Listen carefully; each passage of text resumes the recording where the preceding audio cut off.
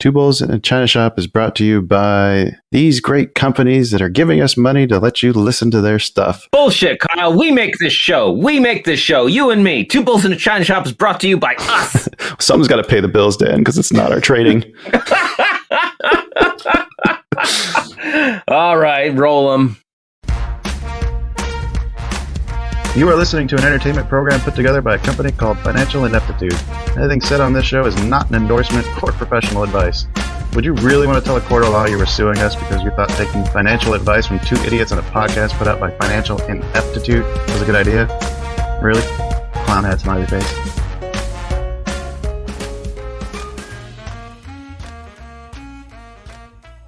Hello and welcome, everyone. You've made it to the China Shop. We've got limited shop hours today coming at you with some news articles. I'm Shopkeeper Dan. With me, as always, is Kyle, creator of FinancialIneptitude.com. Kyle, how's it going? It's going all right.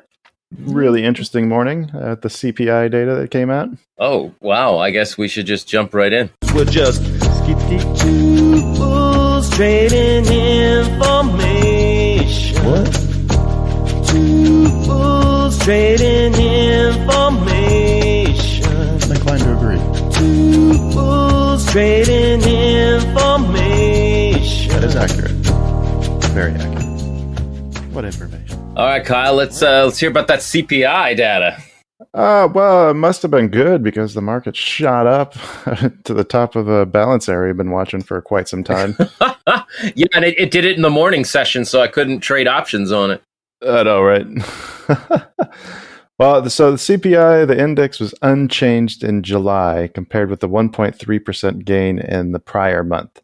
So I guess this is good because it's not increasing anymore, but it's still not great. It's not going down. Well, you know, if your house is on fire, you'd be happy with, well, we've contained the fire to the east. I suppose so. It depends on how big your house is. Well, I said east wing, Kyle. How small do you think it is? I suppose that's a good analogy for inflation. The bigger your house, the less you care. Yeah, I didn't even put that together. Yeah, that's exactly it. Let's see, what were some of the other numbers here? The rate of inflation in the 12 months ended July slowed to 8.5% from a 41-year high of 9.1 in June. Woo. So the rate of inflation is not as bad as it was, but it's still pretty fucking high. Yes. Let's see, the core measures that emit volatile food and energy prices was up 0.3%, slower pace than the 0.7 in the prior month. 12-month rate remains steady at 5.9%. But the big news with all of this, I think, is that it sounds like the Fed should be considering a 50 bip hike instead of the 75. And if you look at the way that the futures market is pricing in this new information, it certainly looks like that's the way things are looking. The Fed funds futures, are now pricing in higher odds of a 50 bip instead of the 75. So are we out of bear territory then? See, I thought that the last time the SPY spiked up above a lower high, but I'm still concerned that the rug is going to get ripped out from under our feet. Right. But okay. There is definitely hope. But I'm still cautious. I'm cautiously optimistic. If we can keep on this run from June, middle of June, we'll be back into bull territory. I would think so. We're at a pretty important decision point here as far as the markets are concerned. Well, I know that according to the National Bureau of Economic Research, we are not in a recession. Oh. According to which definition? The NBER, National Bureau of Economic Research, NBER, they're saying you need four things to be going down in order for there to be a recession. Okay. And that is real personal consumption, industrial production, jobs, and real personal income. Mm-hmm. So right now they say annual year-over-year growth rates might weaken further, but the quarterly growth rates appear to be on track to turn positive. So they're not likely to declare that we're in a recession because we're not meeting all four of their criteria. What were the criteria again? Real personal consumption. That's got to be going down. Industrial production. Industrial production, no. Jobs Jobs, I feel like are. Jobs have been going up since the COVID low. Yeah, but I keep seeing a lot of companies that are cutting headcounts too, though. I think that one's just the trickier one. I think we still haven't gotten fully re-employed since the COVID layoffs. Could be. I'm just saying the numbers themselves are going up. That's all. Gotcha. What was the last one? Real personal income, which is the only one of these that's currently dropping on the chart released on the Seeking Alpha story. Okay, if income's going down, though, personal spending has to be going down too, right? Real personal consumption went up month over month. Huh. Sounds like some fuzzy math to me. It's the one that's grown the most since the bottom of the they call the COVID recession. Really? April 2020. Uh-huh. All right. In the last 9 months, it's flatlined, but it hasn't trended down. Oh, okay. All right. So we're not in a recession yet, is what they're saying. Yeah, they say 2024. Okay, that seems a bit out there. Why don't one of the things that the next thing they talk about in the article is business behavior, inflation adjusted earnings. Mm-hmm. They were looking at inflation adjusted earnings for the last 4 recessions. That index fell 43%, 55%, 92%, and 33% respectively. Right now, it's only fallen 7%. So the earnings growth is down, but it's modestly down compared to the last 4 recessions. Which is pretty impressive considering the high inflation too.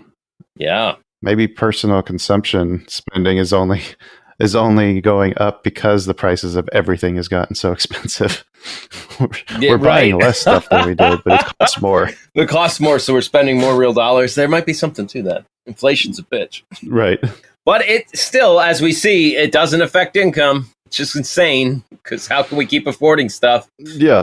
If labor isn't one of the costs that gets more expensive. This aren't we recession thing is fascinating to me, because like I see points from both sides. Like it's so unclear to me. Like with the manufacturing sector growing. Yeah, I think it just unveils the fuzzy nature of economics as a science and mathematics process. It's like quantum mechanics.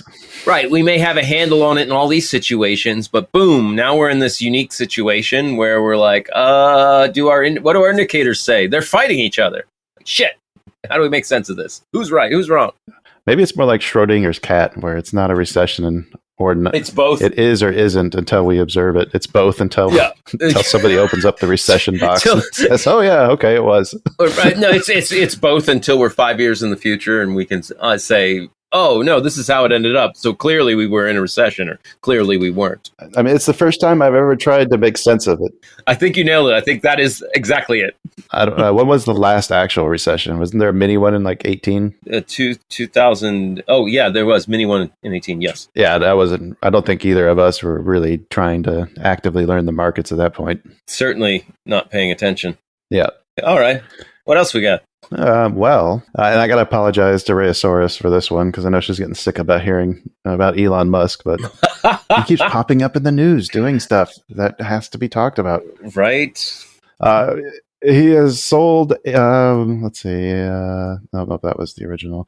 So the whole thing going on with the Twitter purchase, Elon has just sold about $6.9 billion worth of stock as a just in case.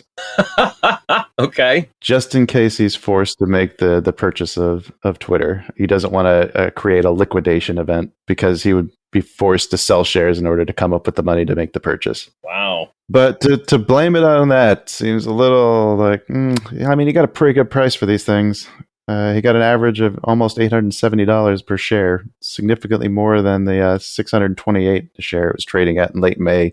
Oh, yeah. Which I believe was around the time when he made the other sale. This news came out this morning, and Twitter was up quite a bit, because it looks like people are now factoring in that the likelihood of the deal going through increasing because of this sale. Well, it's almost like Musk is telegraphing, or, like you said, he might just be trying to cover his tracks of, getting out while the price is high. But it does seem like he's telegraphing, I'm going to lose this court battle, because the contract was pretty ironclad. It's just interesting to me that he got such a good price when you look at where it had been bouncing around for the last, basically since end of May. Yeah. Remember when he sold those other shares so he could, quote, pay taxes? Like, that just happened to also be at another peak. Him and his brother, man, they're good. They're good. Yeah. I don't know why he's running companies. He could be just a stock trader. Well, I mean, he gets no salary. All of his money comes from stock options. Yeah. So he has a vested interest in doing his pumps. Right. I am curious though if we're going to see this sale combined with the sale of his Twitter stake. If we find out That would be funny. He disclosed this just so he could get out of his Twitter at the price he paid initially. Right. Now that's up in the 40s again. That's funny. Yeah. He maybe he did. Who knows with that guy anymore. That's speculation on my part. Yeah. Yeah, I mean, Nancy Pelosi gets a lot of flack on Twitter. Musk doesn't really get nearly as much. Right. And he's clearly more manipulative. Clearly. I mean, she's just buying based on information she has that we don't. So apologies. Yes. Her husband. The congressional spouses are buying based on information we don't have. Right. And while Musk's brother does seem to be selling on info we don't have, he tweets this stuff. He comes out in public and definitely says things that affect the market. Yes. Yeah, he does not get torn down for that at all. Nope. No, Martha Stewart went to jail for less. I know. Oh, the double standards in this country. Hooray! I think that was actually really good for Martha Stewart's career, though. Get that street cred. I'm sure she would have rather not had it. Probably not. That'd be a good interview. I don't know. What's a friendship with Snoop Dogg worth to you? Yeah. All right. Anybody knows Martha Stewart out there? Tune her into the show. Let's get her on here for an interview. I'd love to talk to her about insider trading. That would be awesome. I'd love to learn if someone told her how to not get caught. Oh, like somebody told us. Yeah. Anybody reach out and tell you the way to do it right? Listen, Martha, we got some deets. All right. What's the last one we got? Oh, I just wanted to wrap up with a quick little story about Google being down for a bit. I don't know if it happened to you where you tried to load Google to search for something. Oh, you mean the site? I thought you were talking about the stock. I was like trying to pull up the chart. No, not the stock. I mean the actual product, Google. Yeah, it's easy to forget that their main product is a search engine, right? Yeah, because right. it's just so ubiquitous with being on the internet.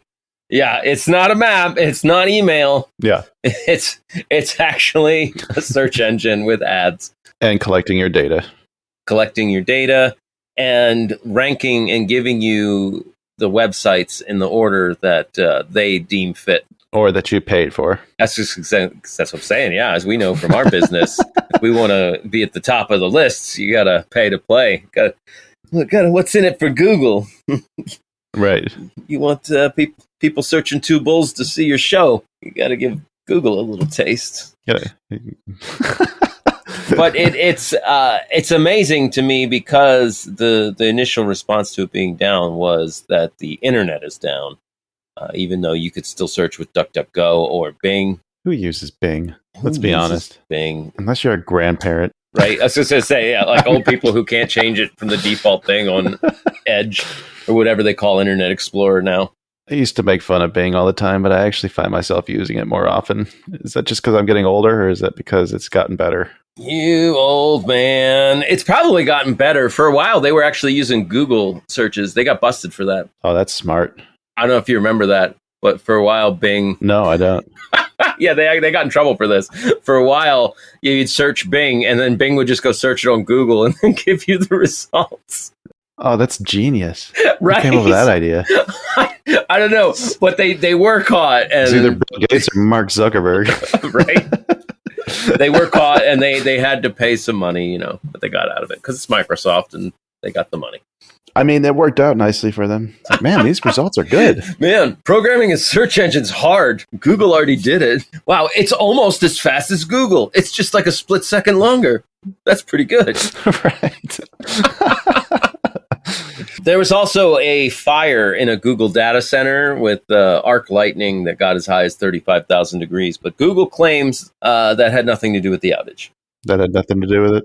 It was a software outage, according to them. It wasn't a physical, even though Maps was down too. And arc lightning. It sounds like those are. That's a failed main component. That's never good. Yeah, it burned down a bunch of stuff.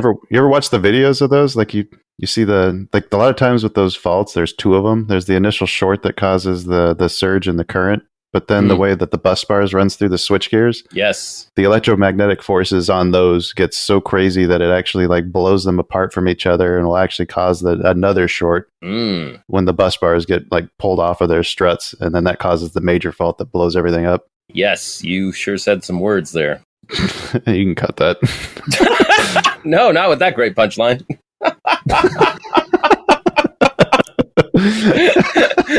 Somebody used to be an electrician. Yeah, maybe. Shout out to all the electricians listening. Anyway, all right. Thanks for joining us today. We hope you learned something new. Hope you had a good time. Maybe even both, if you're really lucky. Thanks for sticking around to the end.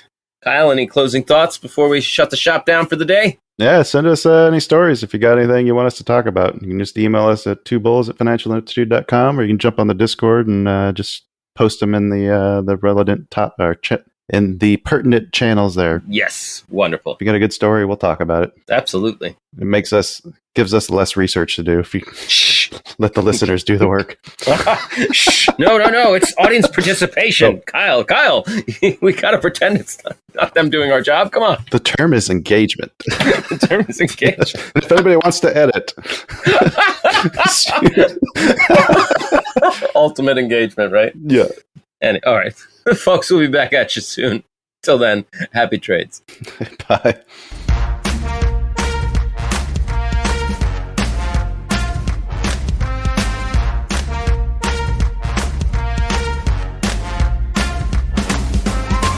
Two Bulls in a China Shop is an entertainment program, and all thoughts and opinions expressed in the show belong to the hosts and not of any company. They are not intended to provide specific advice or recommendations for any individual or on any specific security or investment product. It is only intended to provide entertainment about stocks in the financial industry of trading.